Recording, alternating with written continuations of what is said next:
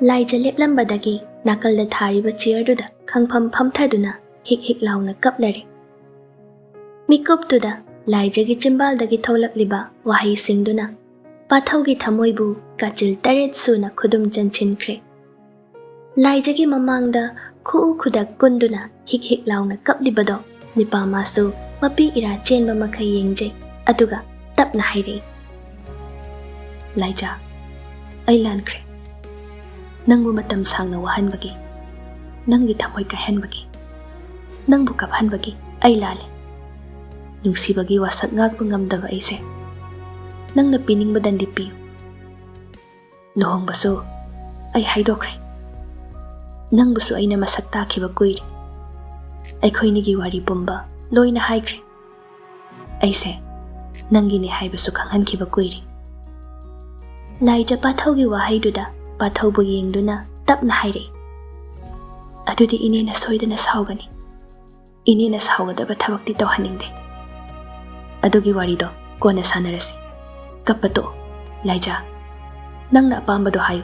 Ai kari tawa haibano. Adu hayo. Pathawna themba yaba themlaba tungda.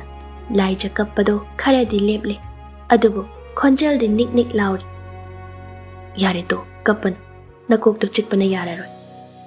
Laija kapadi toklabani. Adubu kokti chikpana loire. Masa susok thari. Tawpham khangda. Makhut anido paishinaduna famli. Pathawna amu tapna haire. Lao, chakcharunaba. Khanararoi se, saurano. Namitu supungpompomi yengu. Pathawna Laijagi makhutto paige tawbaga. Laijana fat kanthokduna haire. Ayadum chachage yani.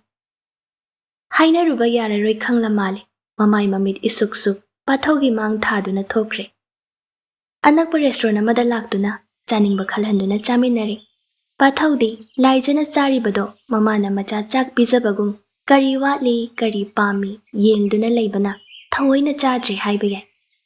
Mataududa Laija pathauda yenglaga haire. Nangsu charo yare. Nangda hana pukthanabamda chako aidi araibani. Adumaina sum senara leiradi ai chafam khangaroi. Pathaw enchangdo khara kotana Laijagi plate nakalda hapire. Aduga tapna amuk thame. Adudi phajana char.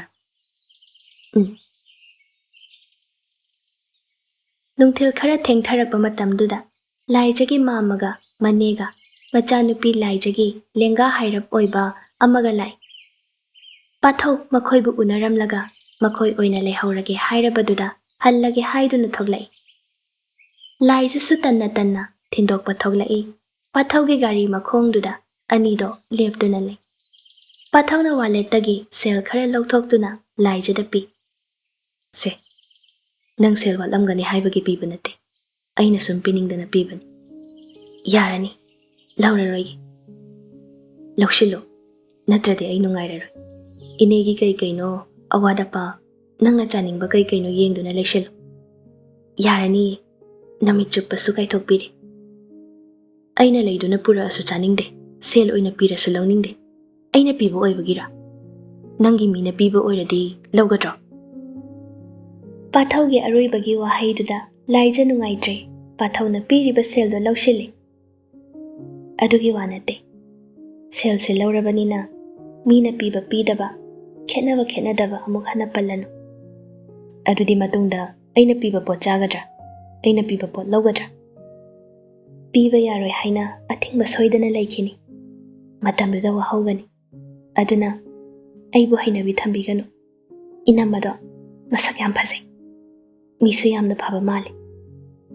Laijagi wahaidu tabada pathaw leiba ngamdre. Khambal jariba matawdo mikupsida mathanungda chetna konsinduna thamningba phawrabani. Pathawna makhut animak pocket homjinduna Laijagi mamaida hairap nontharaga tapna haire. Aigi thamoida nangna konsinduna thamliba maphamse atai kanagi sufida pinaba mafam leitre. Nangbudi aina thingloi.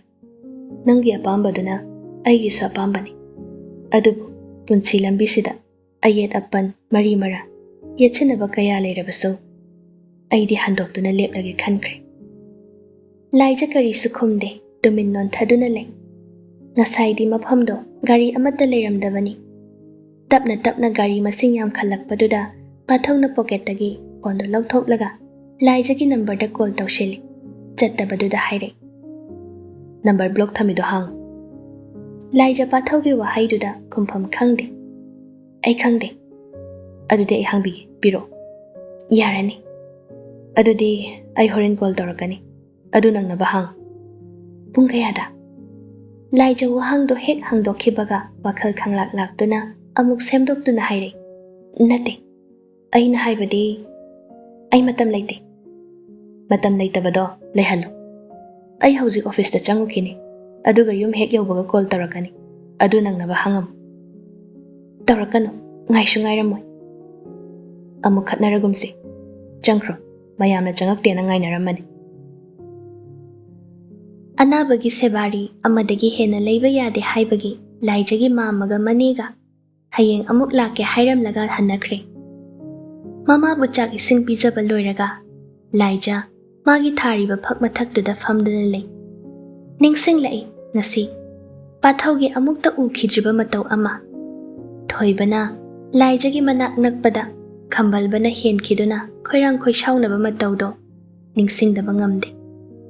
Oiriba phibam imong manunggi apambagi mayon laikai samas mamangda lepna khraba numit haina duna yana duna laikhraba migi imung pumda maksina thamoi anigi marakta karigumba amana makok maton khangdana pungyati yachinbagum laikhrabada nungsi ichelsu asum lapthokhidabadi natte adubu nuksibagi imaidi chole khara khazik naksinaba yaba matangda patharage haiba matagum nik lauduna leiri.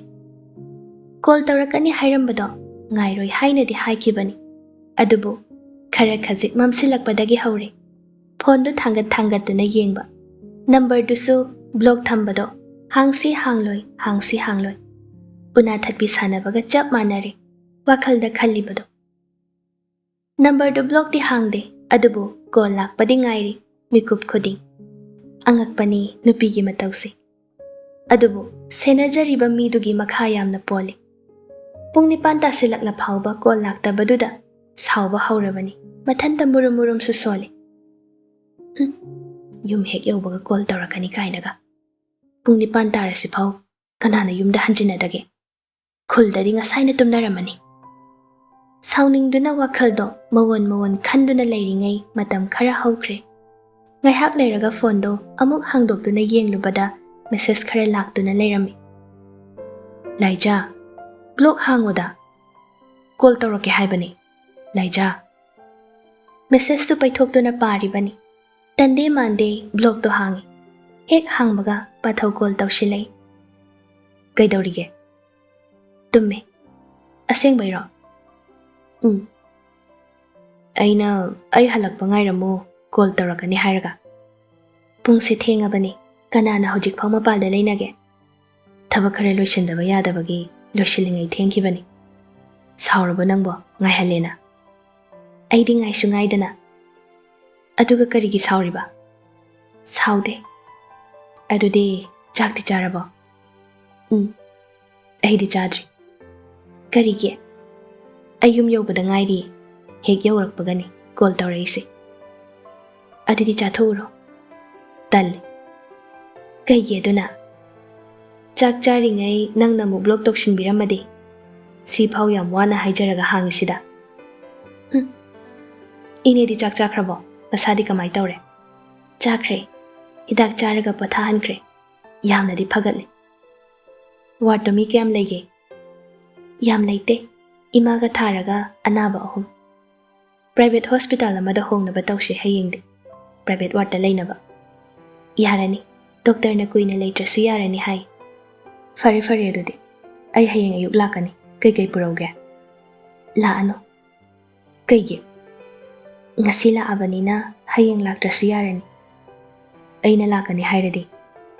Adu laano hayba. Kaygino. Nangi mido haying sulakani haybro. Adugi ay lakaning driro. Amuk hawra aba. Adudi ay buning dabagiro. Nate. Adudi uning bro. ꯄꯥꯊꯧꯒꯤ ꯃꯅꯤꯡ ꯃꯃꯥꯡ ꯊꯠꯄ ꯋꯥꯍꯪꯁꯤꯗ ꯂꯥꯏꯖ ꯃꯀꯣꯛ ꯉꯥꯎꯔꯤ꯫ ꯎꯅꯤꯡꯕꯒꯤ ꯋꯥꯗꯤ ꯀꯔꯤ ꯍꯥꯏꯔꯨꯅꯤ? ꯑꯁꯨꯛ ꯀꯨꯏꯕ ꯃꯇꯝꯁꯦ ꯎꯅꯤꯡꯗꯨꯅ ꯂꯥꯛꯈꯤꯕꯅꯤ, ꯉꯁꯤꯁꯨ ꯎꯅꯤꯡꯂꯤ꯫ ꯄꯨꯟꯁꯤꯒꯤ ꯑꯋꯥ ꯅꯨꯡꯉꯥꯏ ꯋꯥꯔꯤ ꯄꯨꯝꯕ ꯍꯥꯟꯅꯒꯨꯝ ꯐꯝꯃꯤꯟꯅꯗꯨꯅ ꯄꯥꯊꯧꯒꯤ ꯂꯦꯡꯖꯨꯝꯗ ꯉꯥꯊꯗꯨꯅ ꯋꯥꯔꯤ ꯄꯨꯝꯕ ꯇꯝꯅꯤꯡꯂꯤꯕꯅꯤ꯫ ꯑꯗꯨꯕꯨ ꯄꯥꯊꯧꯒꯤ ꯃꯃꯥꯅ ꯍꯥꯏꯔꯝꯕ ꯋꯥꯍꯩꯁꯤꯡꯗꯣ ꯋꯥꯈꯜꯗ ꯍꯛꯆꯤꯟꯅ ꯂꯧꯏ, ꯑꯗꯨꯅ ꯀꯥ ꯍꯦꯟꯅ ꯍꯦꯟꯖꯤꯟꯕꯁꯨ ꯄꯥꯝꯗꯦ꯫ ꯈꯨꯝꯐꯝ ꯈꯪꯗ ꯇꯨꯃꯤꯟ ꯂꯩꯔꯤꯉꯩ ꯄꯥꯊꯧꯅ ꯃꯈꯥ ꯇꯥꯔꯛꯏ꯫ ꯑꯩꯗꯤ ꯅꯪ ꯎꯅꯤꯡꯉꯤ, ꯍꯧꯖꯤꯛꯁꯨ꯫ ꯑꯩꯅ ꯅꯨꯃꯤꯗꯥꯡ ꯅꯣꯏꯒꯤ ꯊꯣꯡꯒꯥꯜꯗ ꯅꯪꯕꯨ ꯎꯅꯕ ꯂꯥꯛꯄꯗꯣ ꯅꯤꯡꯁꯤꯡꯗ꯭ꯔꯣ? ꯑꯩꯗꯤ ꯅꯤꯡꯁꯤꯡꯉꯤ꯫ ꯑꯩ ꯍꯌꯦꯡ ꯉꯟꯅ ꯂꯥꯛꯀꯅꯤ, ꯉꯥꯏꯔꯝꯃꯨꯀꯣ꯫ ꯂꯥꯏꯖ ꯈꯨꯝꯗꯦ, ꯄꯥꯊꯧꯅ ꯑꯃꯨꯛ, ꯇꯥꯕ꯭ꯔꯣ? ꯄꯣꯊꯥꯅꯕ ꯇꯧꯔꯣ, ꯋꯥꯔꯝꯃꯅꯤ꯫ ꯍꯣꯏ꯫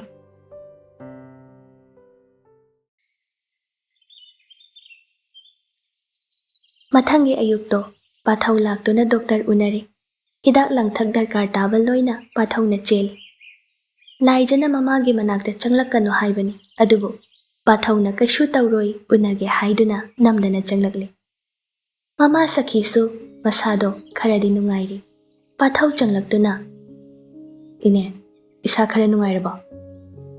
ꯁꯈꯤ ꯄꯥꯊꯧ ꯎꯕꯗ ꯈꯔꯗꯤ ꯉꯛꯆꯥꯅꯤ꯫ ꯃꯃꯥ ꯏꯕꯦꯅꯤꯅ ꯃꯆꯥꯗ ꯍꯥꯏꯔꯝꯂꯤꯕ ꯃꯌꯥꯝꯗꯣ ꯅꯤꯡꯁꯤꯡꯂꯛꯏ, ꯑꯗꯨꯕꯨ ꯄꯥꯊꯧꯗ ꯅꯃꯥꯅ ꯑꯁꯨꯝꯅ ꯍꯥꯏꯔꯝꯃꯤ ꯍꯥꯏꯗꯨꯅ ꯈꯪꯍꯥꯏꯗꯤ ꯍꯥꯏꯗꯦ꯫ ꯀꯣꯛ ꯉꯥꯎꯕꯗꯤ ꯐꯔꯦ꯫ ꯐꯔꯛꯀꯅꯤꯗ, ꯍꯤꯗꯥꯛ ꯅꯤꯡꯊꯤꯅ ꯆꯥꯔꯒ ꯐꯖꯅ ꯄꯣꯊꯥꯔꯒ ꯐꯅꯤꯗ꯫ ꯍꯣꯏ, ꯅꯪꯗꯤ ꯀꯅꯥꯒ ꯂꯥꯛꯏ? ꯑꯩ ꯏꯊꯟꯇ ꯂꯥꯛꯄꯅꯤ꯫ ꯏꯅꯝꯃ ꯇꯥꯗ ꯍꯣꯏꯗꯤ ꯅꯪ ꯁꯤꯗ ꯆꯠꯈꯤ ꯍꯥꯏꯕꯁꯤ ꯈꯪꯍꯧꯕ꯭ꯔꯣ? ꯈꯪꯍꯧꯗ꯭ꯔꯤ, ꯑꯩꯅ ꯍꯥꯏꯔꯝꯕ ꯀꯥꯎꯔꯦ꯫ ꯍꯥꯏꯔꯝꯗꯕꯤ ꯂꯥꯛꯄꯅꯤꯅ ꯊꯤꯅꯔꯝꯃꯣꯏꯗ꯭ꯔꯣ? ꯊꯤꯅꯔꯣꯏꯗ, ꯊꯤꯔꯁꯨ ꯐꯣꯟ ꯇꯧꯔꯒ ꯑꯗꯨꯝ ꯍꯪꯉꯛꯀꯅꯤ꯫ ꯍꯣꯏ, ꯏꯆꯥꯒꯤ ꯂꯨꯍꯣꯡꯕꯒꯤ ꯄꯥꯎ ꯇꯥꯏ, ꯌꯥꯝ ꯅꯨꯡꯉꯥꯏꯔꯦ꯫ ꯀꯔꯤ ꯊꯥꯗ ꯇꯥꯔꯦ? ꯃꯃꯥ ꯁꯈꯤꯒꯤ ꯋꯥꯍꯪꯗꯣ ꯄꯥꯊꯧ ꯉꯥꯏꯍꯥꯛ ꯈꯜꯂꯒ ꯍꯥꯏꯔꯛꯏ꯫ ꯏꯃꯥꯅ ꯁꯨꯝ ꯄꯪꯆꯦꯟ ꯆꯦꯜꯂꯤꯅꯤ, ꯑꯋꯣꯏꯕ ꯅꯠꯇꯦ ꯏꯅꯦ꯫ ꯑꯗꯨ ꯐꯠꯇꯦ, ꯅꯃꯥꯅ ꯍꯥꯏꯕ ꯏꯟꯗꯕ ꯇꯧꯒꯅꯨꯀꯣ꯫ ꯍꯣꯏ ꯏꯅꯦ꯫ ꯄꯥꯊꯧ ꯁꯈꯤꯒꯤ ꯃꯆꯪ ꯑꯣꯏꯕ ꯋꯥꯍꯩ ꯈꯔꯗꯨꯗ ꯃꯈꯥ ꯇꯥꯅ, ꯑꯩꯗꯤ ꯅꯆꯥꯅꯨꯄꯤꯕꯨ ꯑꯣꯏꯅ ꯅꯨꯡꯁꯤꯈ꯭ꯔꯦ, ꯍꯧꯖꯤꯛꯁꯨ ꯅꯨꯡꯁꯤꯔꯤ꯫ ꯂꯥꯏꯖꯕꯨ ꯑꯩꯒꯤ ꯏꯐꯝꯗ ꯁꯤꯟꯅꯕꯤꯌꯨ ꯍꯥꯏꯗꯨꯅ ꯃꯈꯣꯡ ꯀꯣꯟꯗꯨꯅ ꯍꯥꯏꯖꯅꯤꯡꯕꯗꯤ ꯐꯥꯎꯔꯤ, ꯑꯗꯨꯕꯨ ꯍꯥꯏꯔꯨꯗ꯭ꯔꯦ꯫ ꯐꯃꯨꯡꯗ ꯅꯥꯗꯨꯅ ꯂꯩꯕ ꯑꯣꯏꯕꯅ ꯇꯥꯟꯖꯥꯁꯤꯅ ꯏꯆꯥꯅꯃ ꯆꯥꯟꯅꯗ꯭ꯔꯦ꯫ ꯅꯥꯀꯜꯗ ꯂꯦꯞꯇꯨꯅ ꯂꯩꯔꯤꯕ ꯂꯥꯏꯖꯅ ꯀꯔꯤꯁꯨ ꯈꯟꯗꯕ ꯁꯥꯗꯨꯅ ꯃꯃꯥꯗ ꯍꯥꯏꯔꯛꯏ꯫ ꯏꯃꯥ, ꯋꯥ ꯌꯥꯝ ꯉꯥꯡꯒꯅꯨ, ꯋꯥꯔꯅꯤ꯫ ꯗꯥ ꯄꯥꯊꯧꯒꯤ ꯏꯅꯝꯃ ꯑꯣꯏꯒꯗꯕꯗꯣ ꯉꯔꯥꯡ ꯂꯥꯛꯑꯝꯃꯤ, ꯗꯥ ꯄꯥꯊꯧꯒ ꯑꯩꯒꯁꯨ ꯈꯪꯅꯍꯧꯔꯤ꯫ ꯊꯣꯏꯕꯁꯨ ꯉꯔꯥꯡ ꯂꯥꯛꯑꯝꯃꯤ, ꯃꯥꯅꯗꯤ ꯏꯃꯥ ꯍꯧꯒꯠꯄ ꯐꯥꯎ ꯉꯥꯏꯈꯤꯒꯦ ꯍꯥꯏꯕꯅꯤ, ꯑꯩꯅ ꯊꯦꯡꯂꯅꯤ ꯍꯜꯂꯣ ꯍꯥꯏꯈꯤꯕꯗꯒꯤ ꯍꯟꯈ꯭ꯔꯦ꯫ ꯃꯆꯥꯅ ꯏꯌꯥꯡ ꯌꯥꯡꯅ ꯇꯝꯂꯤꯕ ꯋꯥꯔꯤꯁꯤꯡꯗꯣ ꯇꯥꯕꯗ ꯁꯈꯤ ꯋꯥꯈꯜꯒꯤ ꯑꯋꯥꯕ ꯈꯔꯗꯤ ꯍꯟꯊꯕꯒꯨꯝ ꯇꯧꯏ꯫ ꯅꯣꯛꯐꯦꯠ ꯇꯧꯗꯨꯅ ꯍꯥꯏꯔꯛꯏ꯫ ꯑꯣ, ꯐꯔꯦ꯫ ꯃꯥꯂꯪꯗꯤ ꯍꯟꯈ꯭ꯔꯕ꯭ꯔꯥ? ꯍꯟꯈ꯭ꯔꯦ꯫ ꯆꯤꯡꯂꯦꯝꯕꯤꯁꯨ ꯃꯁꯥ ꯉꯝꯗꯦ ꯍꯥꯏꯌꯦ, ꯑꯗꯨꯒꯤ ꯑꯩꯅ ꯍꯟꯈ꯭ꯔꯣ ꯌꯥꯔꯅꯤ ꯍꯥꯏꯗꯅ ꯍꯟꯈ꯭ꯔꯦ꯫ ꯉꯔꯥꯡꯅ ꯗꯥ ꯃꯥꯂꯪꯅ ꯂꯣꯏꯅ ꯆꯦꯟꯕꯤꯔꯦ, ꯉꯁꯤꯅ ꯗꯥ ꯄꯥꯊꯧꯅ ꯂꯣꯏꯅ ꯆꯦꯟꯕꯤꯔꯦ꯫ ꯏꯆꯥꯁꯤꯡ ꯂꯩꯔꯝꯕꯁꯦ ꯌꯥꯝ ꯐꯈ꯭ꯔꯦ꯫ ꯏꯃꯥ, ꯕꯣꯏꯅꯥꯎꯒ ꯔꯣꯅꯤꯒꯁꯨ ꯂꯥꯛꯀꯅꯤ ꯉꯥꯏꯍꯥꯛ ꯂꯩꯔꯒ, ꯑꯗꯨꯒ ꯗꯣꯛꯇꯔꯅꯁꯨ ꯊꯨꯅ ꯗꯤꯆꯥꯔꯖ ꯇꯧꯕ ꯌꯥꯔꯅꯤ ꯍꯥꯏꯌꯦ꯫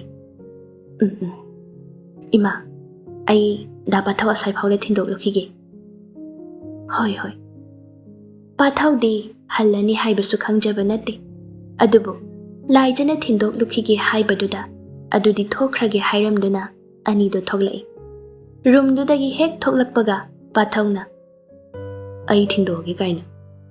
ꯅꯠꯇ꯭ꯔꯗꯤ ꯏꯃꯥꯅꯁꯨ ꯃꯈꯥ ꯇꯥꯅ ꯍꯪꯂꯛꯄꯗꯣ ꯄꯥꯝꯃꯤꯔꯣ? ꯑꯗꯨꯒ ꯀꯩꯒꯤꯅꯣ ꯋꯥꯍꯩ ꯈꯨꯗꯤꯡ ꯏꯅꯝꯃ? ꯀꯥꯏꯗꯒꯤ ꯏꯅꯝꯃꯅꯣ? ꯌꯥꯔꯦ, ꯃꯔꯩ ꯑꯃꯨꯛ ꯇꯧꯅꯒꯨꯝꯁꯤ꯫ ꯏꯃꯥꯅ ꯍꯥꯏꯔꯤꯗꯣ ꯃꯨꯟꯅ ꯇꯥꯍꯧꯗ꯭ꯔꯣ? ꯏꯃꯨꯡꯅ ꯍꯥꯏꯕ ꯏꯜꯂꯣ ꯍꯥꯏꯔꯤꯗꯣ꯫ ꯑꯣ, ꯑꯗꯨꯗꯤ ꯅꯪꯒꯤꯁꯦ ꯏꯃꯨꯡꯅ ꯍꯥꯏꯕꯗ ꯁꯨꯝ ꯆꯠꯈ꯭ꯔꯒꯦ ꯍꯥꯏꯕ꯭ꯔꯣ? ꯑꯁ, ꯇꯥꯅꯤꯡꯗꯦ꯫ ꯏꯃꯨꯡ ꯀꯥꯏꯅꯕ ꯁꯤꯟꯒꯅꯣ꯫ ꯈꯠꯅꯔꯒ ꯂꯥꯞꯅꯈꯤꯕ ꯑꯩ ꯄꯥꯝꯗꯦ꯫ ಲಾಪ್ನಕ್ರಸು ಸಾವ್ನದ ಯಾನರಗ ಲಾಪ್ನಸಿ. ಲಾಯ್ಜಗೆ ಅರೋಯ್ಬಗಿ ವಾಹೈದುದ ಸೊಂಥಾಂಗ್ನನ ಹೈರಕ್ಪದೋ ಪಾಥೌ ತಾನಿಂಗ್ಬ ಪೋಕ್ತೆ. ಅದುನ angam tanduna khumlai. Phare phare. Nangna yam lapnaba pamlabanina nangna haibadu inba taredana. Nangi luhongbagi dolaido aishu thangba yawba taredana. Prithivi se kokthakta thangatuna pubabudi nangi dolaigi makhong amana hena lummani. Adubu thango hairabanina thangba tare. Pathawna makhwanga metuna sauningna hairaklibodo laija chapchabi khumje. Karisu khandaba saduna hairai. Aidi dolai tongoi tongningde aduna thangbidrasu yarani. Adu oiradi haplen paibra gari senabra madi tawba taredana. Haplen su thaloi bulb oina thani. Gari na su chatloi khongna chani. Laijagi matawdo gari no haiba awubana khangba ngammaroi. Pathaw masana phau khangba ngamjadre. Amukna wakhal tana lapnare aikhoi ani hairakani. Amukna oinabagi mataw utkani. Amukna asawbagi maithong utkani. Pumnamak nungsibagi khudamni haibada haimanba thokloi. Adudi nang thiluraga yu taptai thaaga ahingda yum lambi kawkhai halakpa taredana. Khongbanda tasinduna sijaraga sire.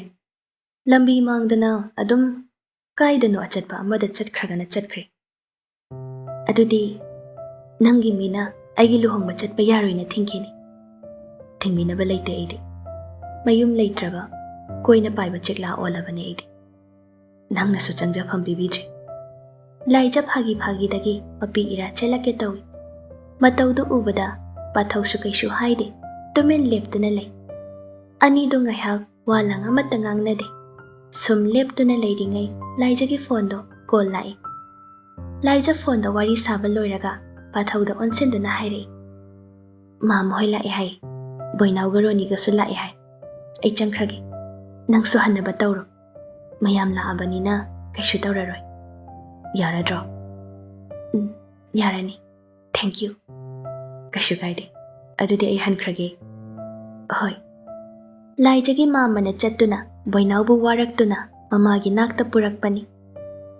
Mamabu hospital dagi hek putharakpadagi makhoi anisu yumlomda kumlaktuna yumda adum leiri. Mamagi sebadi anambana laijana tawi marakta Ronina mana oina tawrage hairaduna laijagi mahut sinbibasu yawi. Adubu makhagi angangsu oibana laijana makup mata thabak pumba loina cheli. Dukandagi pot leiruba hanjilakpada khamba amuk leptuna leirami. Hek ubada hainadabana loiri. Laija amta ngaiko. Tasinada chumdring chatli. Laija kaino ta khamba lambi lamkhangsida. Ai nahan nongonda ka henba khara utkre. Madugidama aibu ngakpiyo. Ta khamba yare. Madugi matangda panaragumsi. Nupi angang leiraba nangna lekaigi na chalda aduguma mityeng yengbado pamjade. Lekaigi wadi hainuda.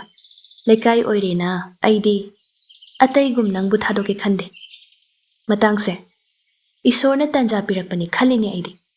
Aduga thoiba haiba angangdo madugi manakta leibada nang kaishu nungairoi. Aduna wakhaldu munna khallo. As ta khamba yam hainadre. Aduk chawkhattaba wakhaldo ataba aino ini kaije. Adudi yengnaba taredana.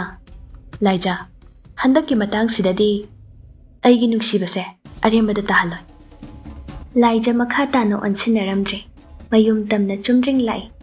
Thonga leisilakpada Roniga mayokne. Ronina thoglakpada khambado nakalda leptuna leirambado ubada wakhaldo jat khanjeli. Pramona fonda tamlakpa wari mayamdo tasengna chumlaba chatla khanduna thanglamba khongthangdo prap chatkhatli.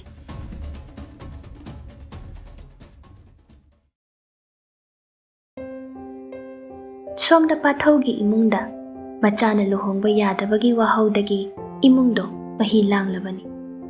Mama machagi marakta thebadi kanagi michangda changani haibasu khangdre. Luhongbagi matangda mamana hek haudorakpaga pathawsu yaningdaba wahaina paukhum oina piri. Numittu pathaw thabak chatnaba loisinduna kumtharai. Thabak chatringai sofada famduna khabar pariba mapagi manakta changsinduna. Baba lukhoi pariba khabarduda asum yengduna hairai. Kari leira. Paba wari amata kaino hainingbado hayu nacha ahing kaya tumdana wakhal chama khale machagi wahaiduda lukhoi paramba khabardo tapna khumjeli aduga makha tarao haibagum mangak nomi wakhal khanba matawni lukhoi wa ngangde pathawna makha tare ngaihaki achumbani khaliba khongthangna tungkoiba punsigi aranba lambibu machu sangjinduna achumba olhanba nachagi thamoina yaba ngamjadre matam mana changeng kaya tawkhraba nachagi thamoise ngasidi haiba indaba macha onduna ima pabana sinbiriba lambido nachadi khongpham handoklage leple masida nachabu haiba inde haiduna piningba dandi pibada nacha mai hairoi lukhoi machana nganglibado marak thatte munna tashelli aduga haire aduna nangi aroiba phirep oirabra hoi paba aduga nama napana yadaba thabak tawbada mangol oide haibasidi nang khangbra lukhoi na khonjal wawrapna machada nganglaklibado pathau khumde lukhoi makha tare nangi thamoina aduk yaukrabadi phare ikaiba nanglabasu nangba tare icha amagi haktakta sarga kai icha amagi haktakta norok yawi haibado yamna chumle haiba indaba macha pokluba ikhoisu maisha langba tabani baba adubu masimadi khangjilu tharo thambaldi khongbalda satabani khongbal lupanda satpi leirangbu iyagi thambalni khanduna heglaklabadi mapa ama oina nangbu warakani maduda mai haibi yaro mapagi wahaido pathau yaningba pokte nungsibagi damak pumnamak lanthengnarage khanduna lepkhraba oibana ngasidi pathau punsigi oina mapagi chinthakta khumba tare baba tharo thambalna khongbal lupanda satlamdabadi yai adubu khongbalda satpi layamdo asengba lei nate haibadi nacha yajaningde leigi lei chapmane afaba mafamda hauningdaba cheksinba leikolda leisha tamningdaba kanasu leite khongbalda satpi leirangdo ningthau konung yauhaide haiba leite baba machana chapchana pirakliba paukhumda tabada lukhoi sauningba khonjelda machabu haire nangbu pokliba na babu nangna pautak pigadaba nate hainingba loirabra kari leiri ngasaidagi nakalda leptuna tariba ibeniga thebagadi lawai sham yungle mapa macha ningai sangdanaba mawongda ngangnaribadu tabada pathau makha taramde haugattuna chumjring imungdagi mapal thokre Girish da thamliba gari do thaudoktuna thokhribado sahum phana kalli thebaga mama ibeniga chenthokduna yinghawi mapa lukhoidi phamlibadudagi machi lengde mama ibeni amadi theba imungda changlaktuna mapa lukhoina phamlibadogi manakta changsinduna matha sana mama na haire moi baba asibu kamai ngangna doino tawrisibo hojikpu luhongba ngamoina sikhang he khang khai leirisibu aikhoibu changsi siba tarimi ikairabasu ikaina chopa ikaibadi ichagi ningaina ni khandokpa yai adubu migi imungdugi mamangda ijat taba yaba thabak tawraklabadi karin macha pokchabagi nungaiba haibado lekhidra mase mama nangna nachada kupthana khanghallo